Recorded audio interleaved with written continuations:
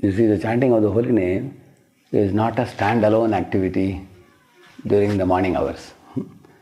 Standalone activity means you start chanting at this time and you finish chanting at this time.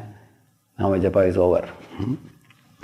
That type of compartmentalized chanting will not be very effective and will not be very absorbing, because it is done more with a sense of duty and not in a wholehearted way or wholesome way. But if the chanting is done during the morning hours, but with a background consciousness that one has been preparing all day, then that chanting will be very effective. For example, you read in the life of Srila Prabhupada when he was just a young, small school-going boy. At that time he had a desire to celebrate Rath festival. He requested father for a chariot. Father took him to market and one old lady gave one broken cart, and which was repaired and given by Gauramohan Day to Abhay. And then Abhay celebrated Rath for 9 days. It is not a child's play. See, children generally when they play with toys, half an hour they'll play, they'll break the toy and go away and do something else. It is actually devotional manifestation.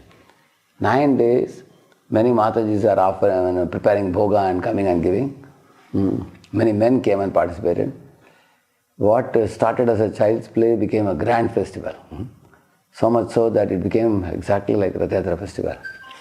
So that goes to show how Abhay, as a small boy, had so much of devotional substance.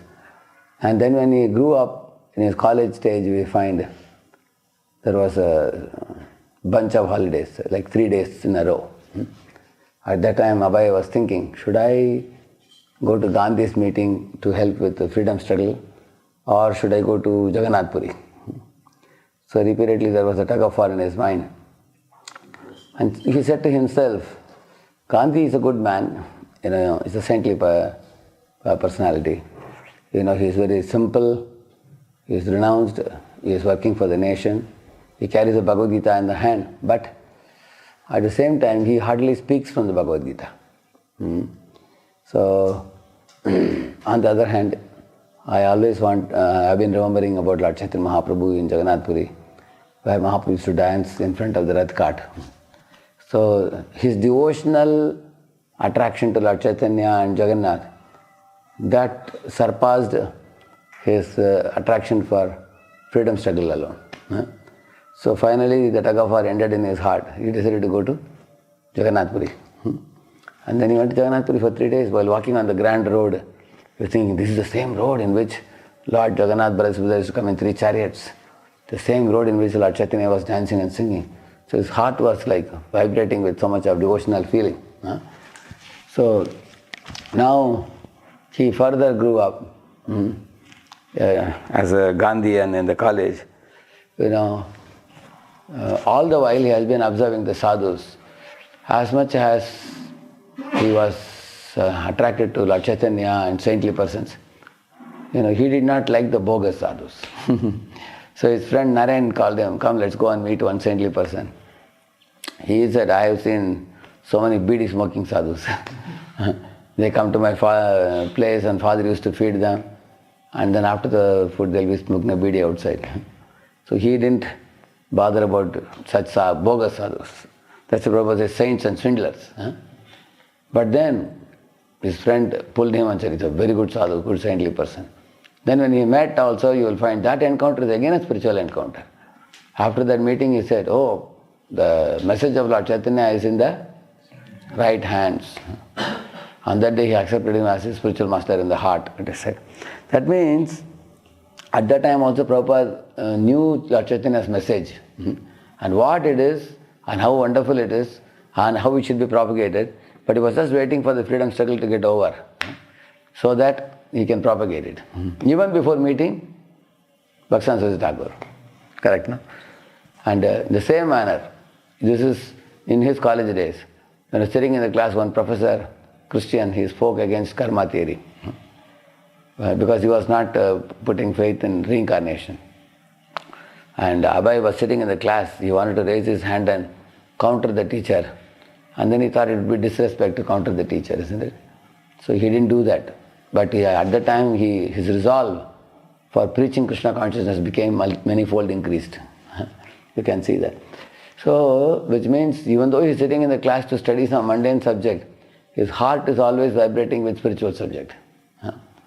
He's meeting a saintly person again, he's thinking about spreading the message of Lord Chaitanya. So, he comes from a home, he says when he was a small kid, the bell was ringing and father was performing arati. And he and his little sister Bhavtarini, they would take a bath and come and participate in the arati. So which means the life of a devotee in a wholesome way is very devotional.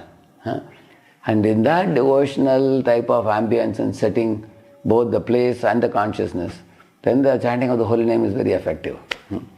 Then when he was going to the west in the ship, Jaladuta, he could write that Markandeya Bhagavatam, and then he was chanting the holy name in the park, in the Tompkinson Square Park, and it came out very effectively. So, if somebody is chanting the holy name only in the morning time, and he is compartmentalizing it, saying that this morning time is for Krishna, daytime is for my sense gratification, it doesn't work like that.